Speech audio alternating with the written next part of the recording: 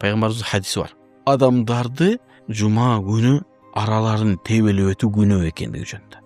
Себеби жума сүрөсүндө Аллах Таала пайгамбарыбыз хутба кылып атканда адамдар бир жактан кербен келгенде пайгамбарыбызды таштап кербенден товар алганы кеткенде пайгамбарыбыз жалгыз хутбада калып кеткен. Ошондон кийин ушундай эреже кирип, эми эмне кыласыңар?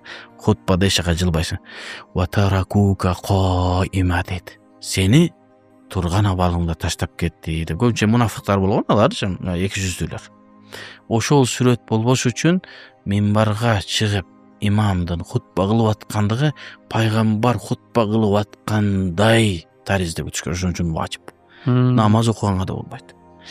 Экинчи маселе. Намаз бүттү. Ассаламу алейкум ва рахматуллах. Ассаламу алейкум ва рахматуллах. Парз бүттү. Жылба ордуңдан. Даратың кыстап ушул чыккан атса, мени кечиргиле деп мурдуңду кармап чыгып кет. Тияңан чыккан атса, мурдуңду карма. Адамдар сени түшүнсүн.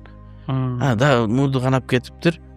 Исламдын тарбиясын караңыз да. Мурду канап кетсе, жай намаз неме болот деп. Анда мурду карап чыгып атса, адамдар дагы билет, бул үзүрлүү болуп калыптыр деп мындай өткөрүп. Пайгамбарыбыздын хадисинде бар да, бир адамдын намаз окуп атканда астынан өтүүнүн күнөөсү канчалык деңгээлде экенин билгенде, мусулмандар 40 убакытка чейин күтүп турат эле дейт.